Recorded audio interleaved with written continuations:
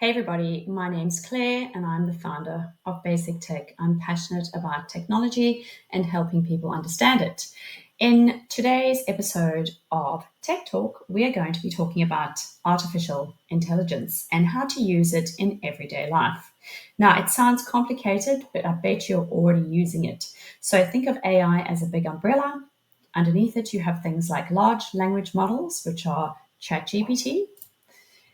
You also have image generators and voice assistants and so much more. So the voice assistants are things like the Google Assistant, Apple Siri, and of course, Amazon Alexa. Now, let me show you very simply how you are already using artificial intelligence. Now, if I go on to Google and I start typing a request like restaurant,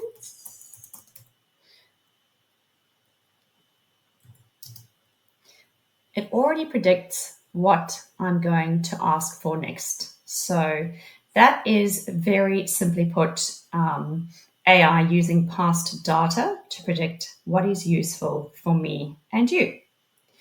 Now, other ways that we can use artificial intelligence include using things like the Google Assistant, as I mentioned, Siri, and Amazon Alexa. And then, of course, you have the more popular ones like ChatGPT and Google's Gemini, and of course, Microsoft's Copilot, which is inside every Microsoft device.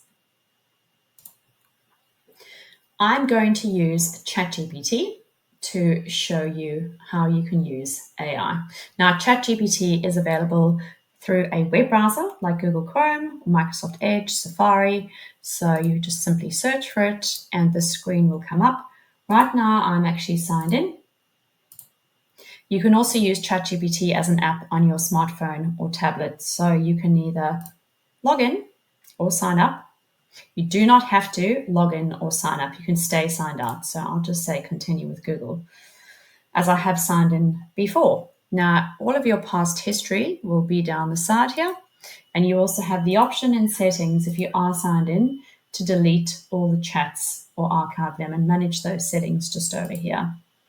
Now, you can ask anything of ChatGPT. So just think of this as a place where you can get a summary of answers. If I went onto Google and I typed in grants following Tropical Cyclone Alfred, for instance, I'm going to get a huge amount of search results. And these are all different website links that I can go to read about all the different grants.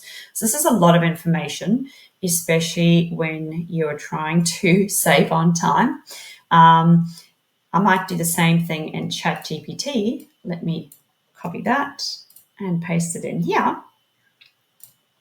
And ChatGPT will actually summarize absolutely everything that is to be found on the World Wide Web, right? So it gives me all the different types of grants as well as relevant links that I can go to access these grants. So it's very handy for those types of questions. The other thing you can do is actually give it a job in a conversation. So perhaps you might want to ask it for some advice on asking your boss for a raise. Now, when you're using something like ChatGPT, please be as specific as possible and make sure that you are descriptive and you give it some context as to what you're talking about. So in here, I might ask something like, role play as my boss while I negotiate a raise, for example. And I can say push back a little so I can practice responding effectively. So you hit enter or you just click the little up arrow over there. Now, it's your scenario, and thanks for setting up this meeting. I understand you want to discuss a raise. I appreciate your contributions, but budgets are tight right now. Why do you feel you deserve an increase? So you can go ahead and carry on practicing the conversation with something like ChatGPT until you feel confident about going in and asking your boss for a raise, for example. You can also go ahead and search up an article. So if I'm looking at an article, reading something online, and I go Daisy AI Granny. Now, there's a lot of information about this. So, for instance, if I was reading this article from Forbes and I didn't want to go ahead and read this long article, I could actually ask ChatGPT to summarize it. So I can highlight the website link, right click, copy, or Control C, go back into here and say, summarize this article, paste the link in, hit enter or the up arrow, and it's going to give me a nice little summary and an easy video to watch all about Daisy AI, or called Granny. So let's go ahead and take a look at some other uses for AI. So if you're not a fan of ChatGPT, that's okay. So if you are using Google or Gmail, for instance, you need to be using the Gmail app, for example, and I can go in here and take a look at one of my emails, for example, and ask Gemini for a summary, right? So this is from Councillor Tozer. Top right-hand corner, this is Gemini here. So this is Google's artificial intelligence program. So if I click on that link or that little button, it actually shows me what Gemini can do. So I might say, summarize this email and enter. So Gemini will go ahead and actually summarize the contents of this email. And you can actually ask it for a longer summary if you wanted to. I can then ask for it to help me reply to this email. Help me reply to this email and hit enter. So if I wanted to reply to an email, I can do that. You can also see the quick summarize this email prompt at the top here. So, okay, I can help you with that. Here are 3 reply options. All right. So I can also say, help me write a more formal response.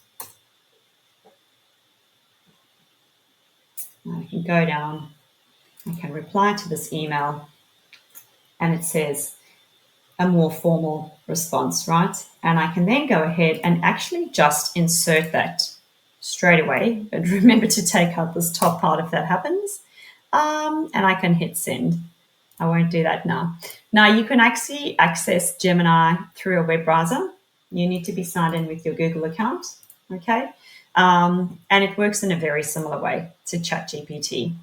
Microsoft also have their own version of artificial intelligence, and that is called Microsoft Copilot, which you can access on your Windows or Microsoft device. So this is Microsoft's Copilot. Now, something I have found with Copilot is that it actually is a really good image generator, and I'll illustrate that now. So I can put in a prompt something like generate an image of a koala dunking a basketball. And you click the up arrow just like you do on ChatGPT, or hit enter, and it will generate a lovely little reply or an image that it thinks I might like. When the image has been generated, I actually have the option to download the image and share that however I want to. So you can ask very similar things, ask for summaries, exactly the same as ChatGPT and Google's Gemini. So you can also use Gemini in other apps, Google apps. So for instance, if I was in Google Drive, for example, I can use Gemini up here, right? So there's other things that it can do. It can also help me with Google Docs. And I can create a document, help me write meeting notes more, etc. Right? So I really would like you to give artificial intelligence a try. It can be extremely useful and it can help you be more efficient in life. And it's definitely not here to replace you, but to help you. So let me know in the comments which AI tools you're most excited to try, and don't forget to like and subscribe for more tech tips. Thank you, and we'll see you in April.